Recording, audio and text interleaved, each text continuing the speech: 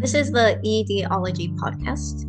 I am your host, Elka Cubacub, licensed social worker and psychotherapist. In this podcast, we explore divisive issues around food, health, and body image with the goal of mending relationships within the eating disorder recovery professional community and creating a space where a multiplicity of perspectives can coexist harmoniously.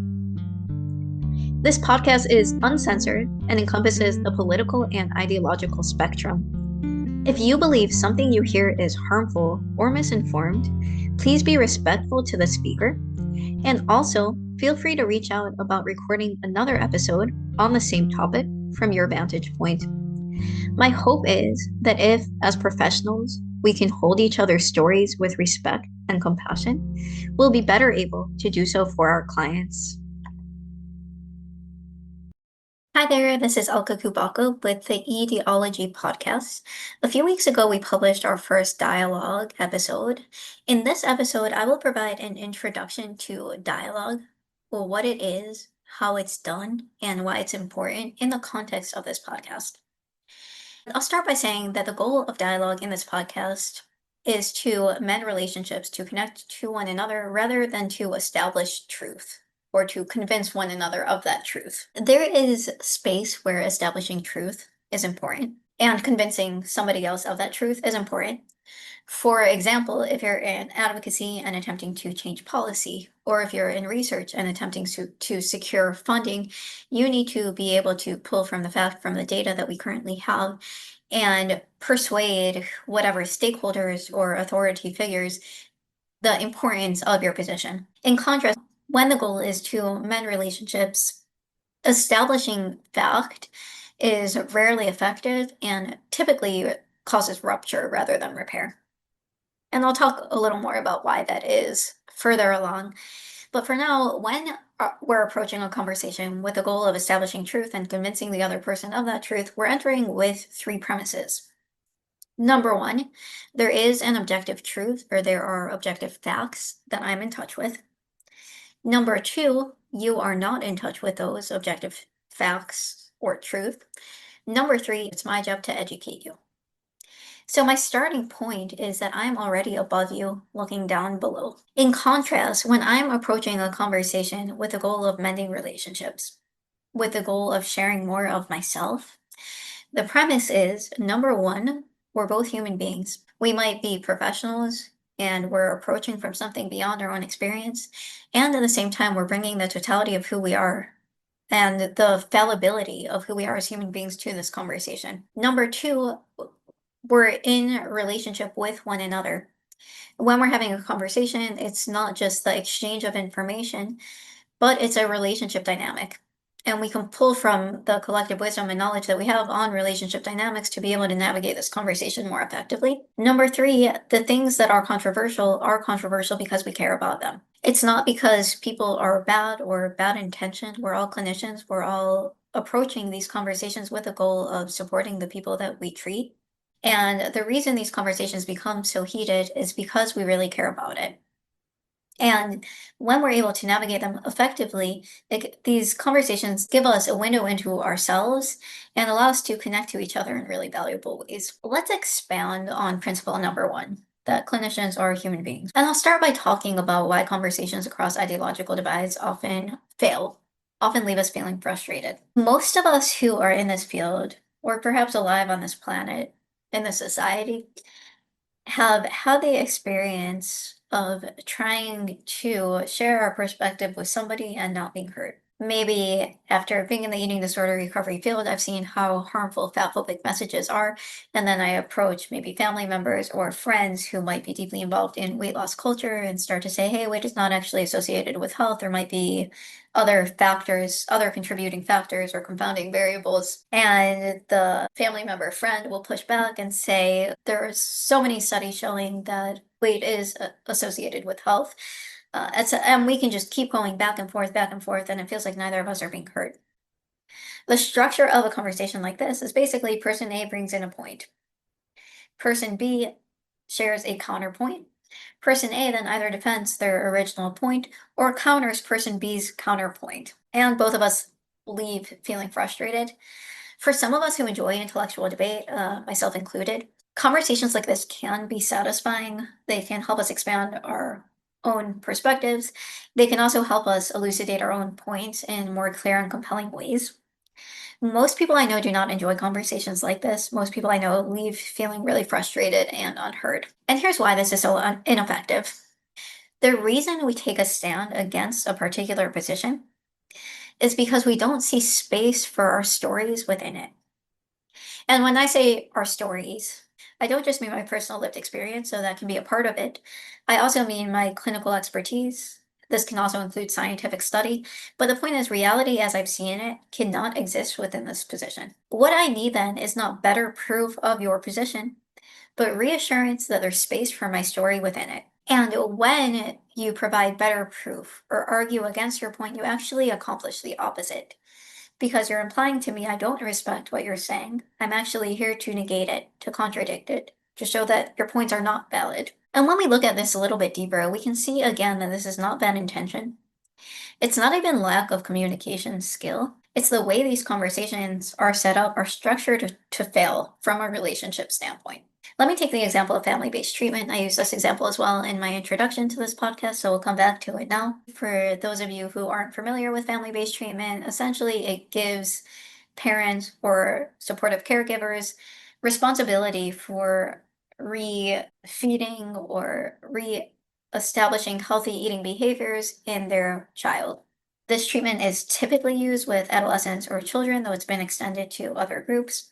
Contingency management is a huge part of family-based treatment. In plain English, contingency management is identifying what this child or teenager is motivated by and making the fulfillment of those motivators depending on meeting certain recovery expectations. I'm going to provide a very simplified view of who might be on the pro FBT and anti FBT side. There are obviously so many different reasons and so many different factors that can pull one person in one direction versus the other. But what I'm choosing is one profile. It's not the only profile. If you find yourself on one side or the other and hear what I'm saying and don't see yourself in it, that's expected. But I'm using this example to illustrate a point. On the pro FBT side, we might have parents who have supported loved ones through an eating disorder. We will have the clinicians who help those parents support their child and have seen this approach prove successful. We might have researchers who have helped to develop and establish this approach, and we might have children who have recovered using family-based treatment. And the talking points of the pro FBT side are typically along the lines of if a child was sick with any other life-threatening illness, we would tell their parents. We would expect their parents to drop everything and support them. Why should an eating disorder be different? Another important point here is the child is living with their parents. Their parents are the ones who see them on a day-to-day basis. It's so easy to relapse after higher levels of care if they don't have that kind of support at home. Another talking point is we're not compromising the child's autonomy. The eating disorder is what compromises their autonomy, and we're joining with the child in counteracting their eating disorder. One of the most common arguments on the side is that family-based treatment is the gold standard for treating adolescents with eating disorders. There is a massive amount of research showing its effectiveness and showing its effectiveness in comparison with other forms of treatment. Then on the other side, you have the anti-FBT people. The anti-FBT people are often clinicians who either have themselves witnessed extremely dysfunctional family dynamics. Maybe they've been the victim of abuse or neglect as children, or they work with clients who are victims of abuse or neglect. Another profile that we might see among anti-FBT clinicians are people who've maybe themselves been treated with a very contingency management, very almost reward and punishment type of form of it. So much of what they wanted became dependent on changing eating behaviors. They got into a lot of power struggles with parents and family. There were a lot of underlying emotional dynamics that they felt weren't addressed, and maybe they finally wound up finding something that worked for them through another lens. The talking points on the anti-FBT side are often there are so many people who struggle with eating disorders or are victims of trauma. We can't address behaviors alone without understanding what's underneath them. Abuse and neglect exist. And if a child is in an abusive situation, they are not going to feel comfortable telling you the first time they meet you. What you're doing when you involve parents in treatment is handing them over to their abusers and including their abusers in the one space that has the potential to be safe for them, therapy. And we can keep arguing back and forth between the two sides without making any real headway. Because if I'm a parent and my child was diagnosed with a life-threatening illness, and eating disorders are life-threatening. They have some of the highest mortality rates among mental health conditions. And I found this treatment that has helped me help them get well. And I now use this to support other parents who are experiencing something similar with their child. And I see the impact that it has on them. There is nothing in the world that you can say that will convince me this is a bad thing, that this shouldn't have been. There is nothing in the world that you can say that will convince me that I should have let my child remain sick and that I should tell other parents to let their children remain sick, to just let go and step back. On the flip side, if I've been the victim of abuse or I'm working with families, perhaps in the welfare system, or families whose children have been subjected to abuse, and this is part of reality as I know it, there is nothing in the world that you can tell me that will convince me that we should hand a child over to their abusers, that we should draw the unsafe people in a child's life into the therapy space. What I need then is not better proof of your position, but reassurance that there's space for my story within it. If you're on either of these sides, on the pro or anti FBT side, you might be inclined to jump in here in response to the other's challenge to your position and say, that's not what I'm actually saying. If you're on the pro FBT side, you might be saying, I have ways of assessing for abuse and neglect, or that family-based treatment is not a way of giving control over to parents, but it's a way of helping to support the child by connecting to their natural supports. Or if you're on the anti-FBT side, you might be saying that I'm not saying parents should be excluded from children's treatment at all costs at all times. What I'm saying is that it must be done with care, with consent from the child, and with caution where abuse might be present. And you would be right, because oftentimes when we interact with the other side, we're acting with the most extreme caricature of who they are. And at the same time, arguing back in the moment is not going to be helpful. Because if I need reassurance that there's space for my story within your position, you can give that to me by showing me, not telling me. By showing me, not telling me. And the way that you show me is by making space for the person right here with you right now who is speaking for this position. In other words, you reassure me that there's space for my story within it by listening to me, by taking me seriously, by understanding my concerns and validating them. And when you argue back while you're already doing that, the message you send to me is I'm not actually really listening to you. I'm just here to prove my own point, which furthers my fear that there's no space for my story for people I've encountered within your position. If we're following this logic, the natural conclusion is that the key to having effective dialogue is listening to one another. And this would be true. However, it would also not be enough. What I often see in dialogue groups is an emphasis on active listening, meaning listening to the other person's position to the extent that I'm able to repeat it back to them in a way that satisfies them. What often sabotages this is somebody enters with really strong emotions, or both people enter with really strong emotions, and they aren't able to set that aside in order to listen to the other person. And this is a little bit beyond just emotional reactions because there's also a values component, which is really, really important. Many people in the social justice or therapeutic space have either encountered themselves or witnessed in others some form of marginalization or discrimination. And the message behind that was stay silent. Stay silent and let it happen. If I'm just telling you to actively listen to the other position, to a position that has hurt you or has hurt your clients, that register is very similar to just stay silent. Just let it happen. Just let it be. And there's obviously a strong emotional and a strong value conflict there. In the eating disorder recovery space, typically once in a while there will be somebody who will jump onto one of the groups and say, hey, this group has become so unkind. And can we just be nice to each other? And there will be a lot of people agreeing with them. We all want the space to be nicer. And there will also be some people saying, if when you say unkind, you mean you want me to just be quiet in the face of racism and fat phobia and homophobia and all the different types of discrimination that exist in our world, I am not up for it. I've stayed silent long enough, and I've learned that I need to speak up. I found my voice and I need to use it. There's an emotional component that makes active listening difficult, and there's also a values component that makes active listening not only difficult, but in some situations undesirable. When we look at values, the values most common in this field are social justice and scientific inquiry. Social justice, protecting the vulnerable; scientific inquiry, observing empirically or objectively effective ways of doing that. These two are linked. Many people hold both of them. Some people might lean more heavily on one over the other. If I am advocating for social justice and I hear you saying something that I've seen hurt marginalized groups, it's against my value system to remain silent. If I believe in the validity of science and in the importance of empirical observation, and I've seen it used effectively, it is against my value system to let you publicize or share a reality that denies that. In addition to values, there are also emotions. If I've been the victim of some types of discrimination, or I know people who have been, or I've seen the detrimental effect of a particular position, maybe experienced it firsthand in ways that were really difficult and painful.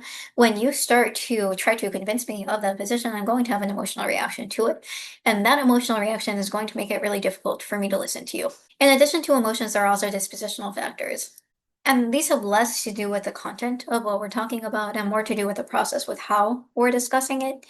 If I'm a person who is more soft-spoken and you are very loud and outspoken, we might butt heads just by virtue of the way that we communicate. You might start to feel frustrated with my quietness, or you might dominate and become overpowering. I will start to withdraw because I don't feel seen and heard, or I don't feel like there's space for me. You might experience my withdrawal as a rejection of what you're saying and start to speak it more forcefully. In terms of emotional and dispositional factors, conversations among clinicians are not that different than conversations among anyone. We all have values, we all have emotions, we all have disposition. We can also think about emotional and dispositional factors as the process rather than the content. The content is what we're talking about. The process is how we're talking about it and how we're interacting with each other as we speak about it. Oftentimes, as clinician, we prefer only to focus on values. And this is based on the perception that as clinicians, we are standing for something that's larger than ourselves. We're here to serve people, so our own experience is not really an important part of that. And it's true that the work we do with people needs to expand beyond our personal experience. And we need to be capable of setting aside our own experiences and our own emotions in some way to be able to really meet the person as they are rather than just projecting our own story onto them. At the same time, the emotional and dispositional factors are always present. And when we ignore them, it doesn't mean they're not there. It just means they're present but not addressed. And many types of therapy, actually, undergoing your own psychotherapy is a part of the training because there's an understanding that if you're not doing your own work and if you're not getting in touch with yourself, you're going to project it onto your clients. The emotional and dispositional factors are important as well because our profession, and perhaps this is different for people in the eating disorder recovery field who are approaching it from more of a medical standpoint, perhaps. But our humanity is such a huge part of what we do. Research repeatedly shows that the therapeutic relationship is the biggest factor in effective psychotherapy. We can't just leave our emotions and our dispositions behind. We have to acknowledge they're here and talk through them. And this doesn't mean that we're talking through them with clients, but talking through them with clinicians. And at the very least, acknowledging they're there is so, so important.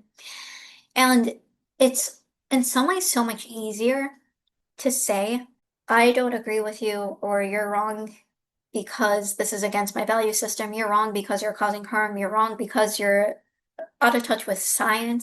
That feels almost noble in some way. And it's so much more vulnerable to say, when you said that, it hurt me. The way you spoke to me, I felt criticized or I felt unseen or unheard. In many ways, the medical and scientific fields are built on an assumption of objectivity and a system that values objectivity over personal involvement. So acknowledging our personhood and the way it impacts these conversations can be really difficult, and in some spaces won't be welcomed. One indication that there are emotional and dispositional factors is if we were truly operating on values alone, we would communicate in whatever way works most effectively. We would adapt our style of communication based on what we know the other person will receive. That might mean speaking more softly or speaking more forcefully. It might mean, or often will mean, stepping back and just listening and validating.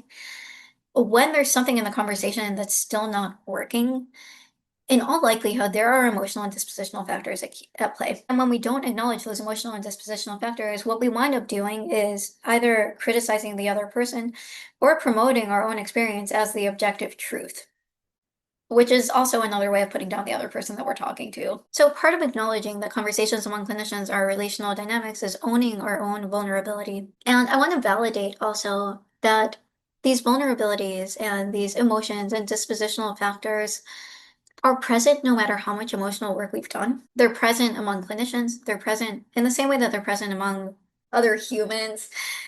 I might be speaking to you right now and sharing this as if I know it all, and my husband will listen to it and be like, "Hey, I wish you would do this with me."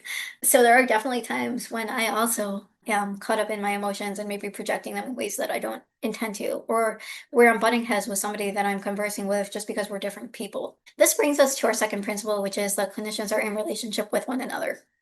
If we want to understand how to navigate dialogue effectively, we need to turn back to relationship counseling principles. And I'll elaborate on some key principles here and how we might use them in dialogue. The first principle is very similar to what we described at the beginning of this episode, which is the goal is deeper understanding, not resolution.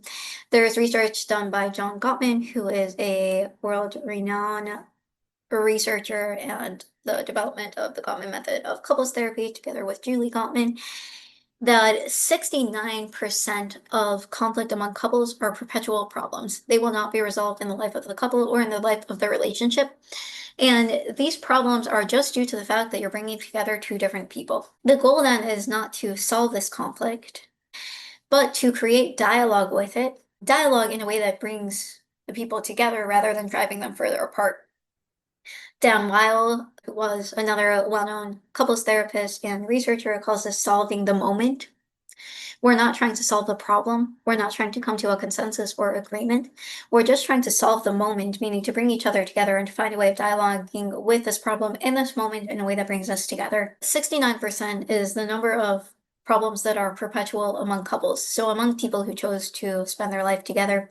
I don't know what the statistic would be among strangers. I don't know what the statistic would be among clinicians who find themselves on opposite sides of the ideological or political spectrum. I imagine it will be at least as much, probably higher. Which means that when we're talking to someone with a different position from us, it is possible that we might never agree. And the goal then when we're having dialogue is just to understand each other at a deeper level and to share of ourselves at a deeper level. When there's a perpetual conflict in relationships, and we find what we call gridlock.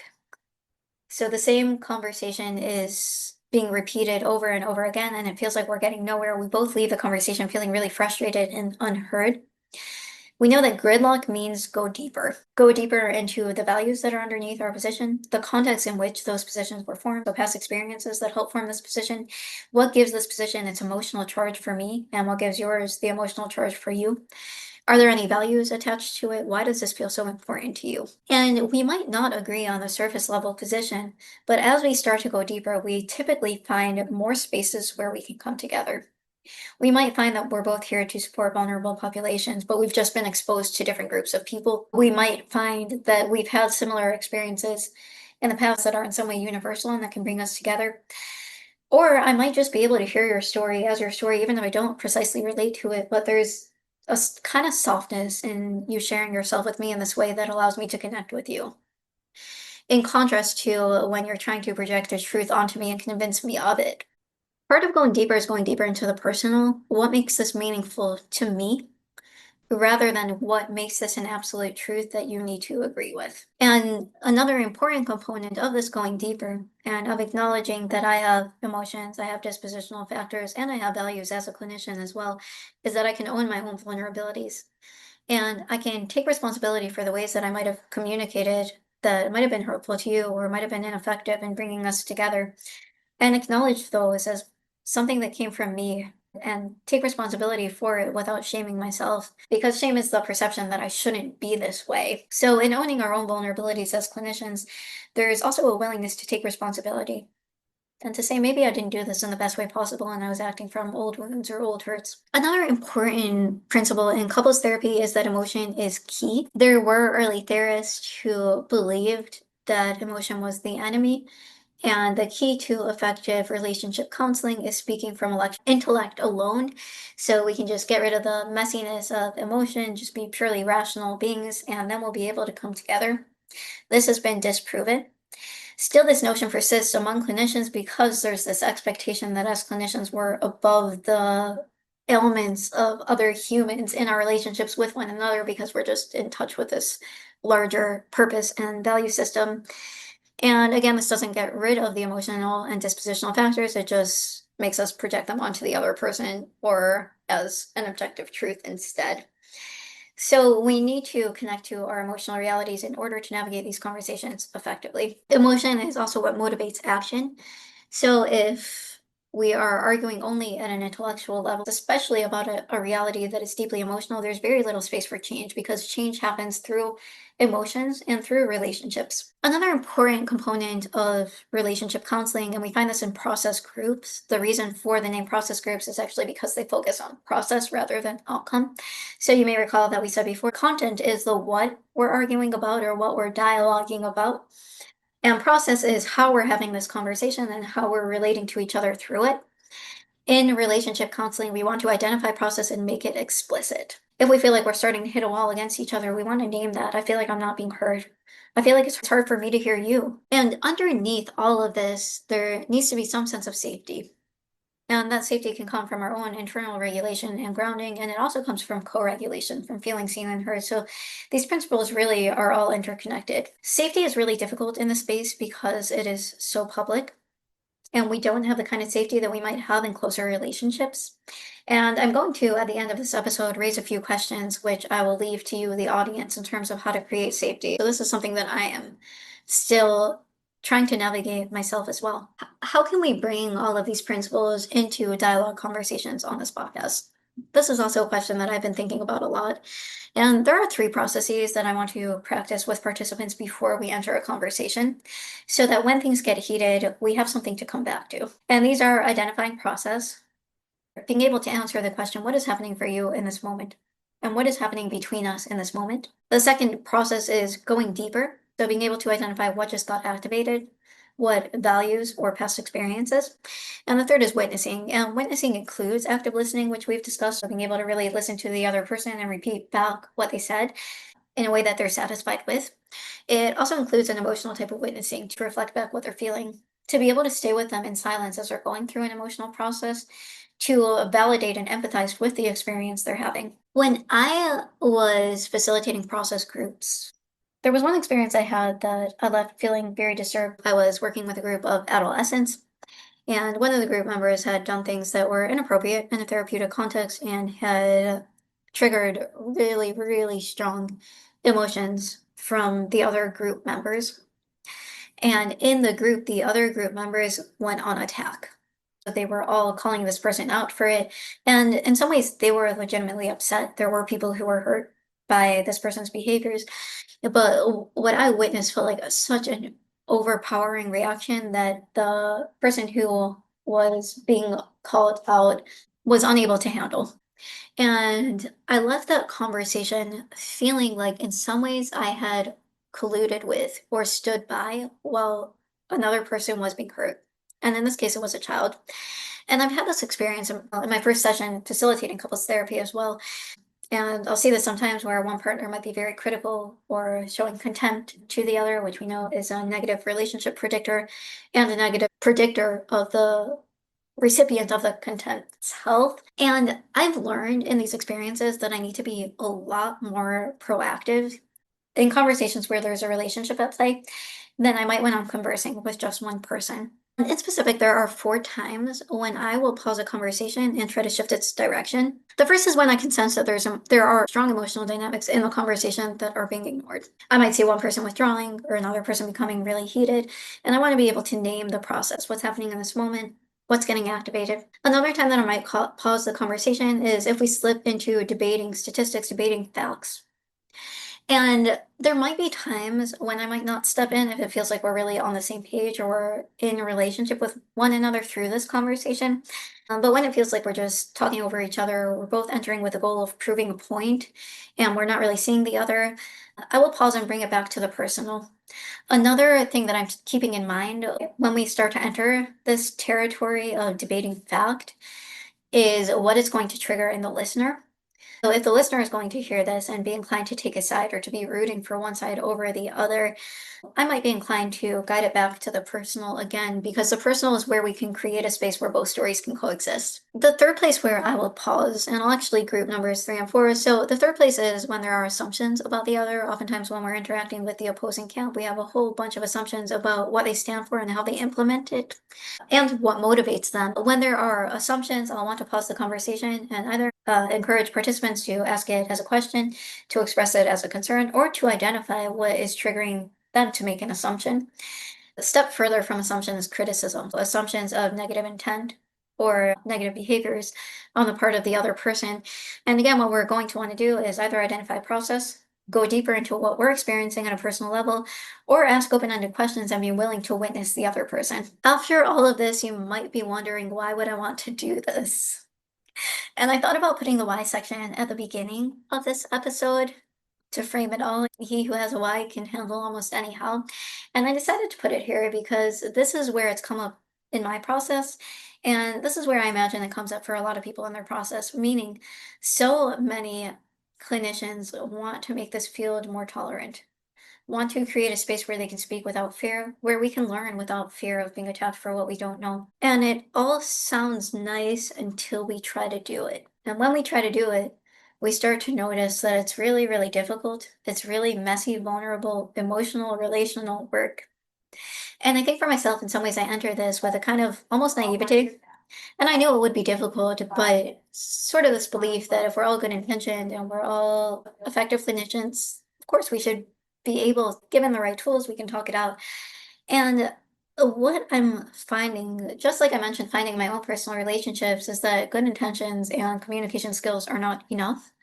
These conversations are really sticky and really messy, and there's no real way of protecting ourselves against it. We can only choose to engage or choose not to engage. So why would I choose to engage knowing that it's messy, knowing that it's difficult, knowing that it's really personal? And at the same time, it's not a personal relationship in which my motivation might be keeping my family together. I don't really know these people, and it's so easy for me to walk away. So why would I choose to stay in the conversation? And I'll say what it is for me. I'll speak to what benefits we can expect this to have at the individual level, at the relationship level, and specifically relationships that we have with clients and to our profession as a whole. For me, if I cut to the core of everything that I'm saying to you now, at the center of it, I'm just asking you, if you don't like me, if you're upset by something that I say, please talk to me about it. It's really that simple. All of this is a very long way from making a very simple request. It's really simple and it's also really mundane. Before I had become a clinician, I was developing a recovery program for binge eating disorder. I actually recently published a book on it. And I remember being afraid to share it in the eating disorder recovery world for fear of being attacked or for fear of being outcasted. And now, as I'm leading this podcast, the way that I encounter that fear is whenever I reach out to someone to be a guest on the podcast and don't hear back, the first place my mind goes is they heard something on the podcast they didn't like and decided to cut contact. So all that I'm really asking underneath all this complicated logic and theory behind dialogue is, if you don't like something I say, please talk to me. Don't be a stranger. And I hear this from people who come on as well, and something that they appreciate about this space is that I'm able to interact with people who might not normally be willing to listen to me, just by virtue of having a space where we can bring in multiple perspectives. We also know that in basically any type of therapy and healing work, we need to contact our emotions and we become stronger, more integrated, more whole people when we contact our own emotions. And typically, the reason why we avoid interacting with another person is because of the emotions they trigger in us. I had a supervisor who once said that our triggers show us where our work is. When we interact with the opposing viewpoint or the point that triggers a strong emotion in us, it also gives us the ability to work through that within ourselves and to become less afraid of it. less afraid not just of the position, but of what it elicits within us. Now, what this does for relationships is, and this is an explicit goal of process groups, is it translates when we're interacting this way in in some ways, controlled environment, we're able to extend it then to our relationships outside this environment. So if we're dialoguing among clinicians and we find a way of meeting each other, even without agreeing with one another, we can bring that into our relationships outside this podcast, outside these conversations. And more specifically, we can bring it into our relationships with clients because I might have a client who walks in and embodies the opposing position. And if I've practiced talking through it, I can meet them where they are more effectively. And then the benefit to our profession as a whole is we create a space where it's safe to learn, where we're able to interact with one another and speak honestly and openly without fear of repercussion. And in this way, we're able to learn much better. We're able to become better clinicians. So let's just talk about roles in a dialogue. My role will be as the facilitator to point the conversation in the directions we've been talking about, to notice relationship dynamics as they're happening, process and make space to identify them and make them explicit, to pause and go deeper into people's experiences when they're willing to and comfortable. The role of the guest. So if you come on as a guest, the role is to show up authentically, to be willing to share something of yourself, and with curiosity, to be willing to hear something about the other. And the goal of the listener is to approach with openness. The tendency is to take a side, like I'm rooting for this person and I hope they win. And what I'm asking from you as the listener is to approach with openness, approach with a willingness to hear people's stories and to hear people's stories as they are without assuming the worst about them, and to help me keep this space safe by, if you do interact with content at all, interact in a way that is respectful to everyone who comes on. If you experience or hear something that you believe is harmful, please reach out to me. This is, again, going back to my own central request to all of this, which is if you don't like me, please talk to me about it. And the questions that I'm leaving off with, and I'll leave these open to you, feel free to comment if you have any thoughts about it, is the main challenge in doing this type of conversation is this format, or challenges to safety. I'm asking people to share very, very vulnerably. And there are people who do this, and let's say memoirs, for example, who put their whole story out in a very public way. And also we're asking for something that requires some degree of safety among strangers, or typically strangers, so we might have some people who know each other from beforehand. The other challenge is that we don't get second chances, especially in one-off conversations. In relationship counseling, or really in any type of relationships, or even in just therapy, there are going to be relationship ruptures. And part of the healing process is being able to experience what we call rupture and repair. So being able to have a conversation that maybe doesn't go so well and come back to it afterwards and look at the process, like what happened, what went wrong, and talk through what each of us are feeling and find a way of coming back together. It's really hard to do that, and I don't know that that can be done. We don't really have space for rupture and repair in a one-off conversation. I want to start creating groups that meet a little bit more regularly so that we have more chance to work through some of that. And another challenge to safety is that what we're producing here is public, and we don't have control over what we put out in the internet. I can approach with the best of intentions, guests can approach with the best of intentions, and there's always a chance that it can fall into the wrong hands.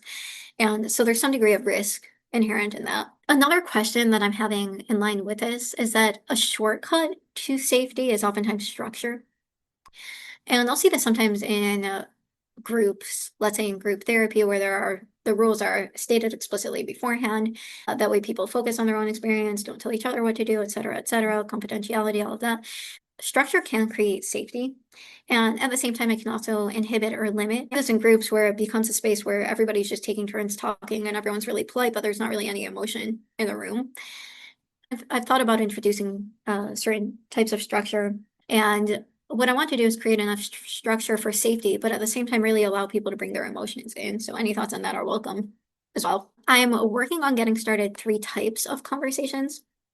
One is going to be dialogue between 2 people, one-off dialogue. We'll have an introductory call where we talk about what dialogue is, practice some of the processes that I've discussed here.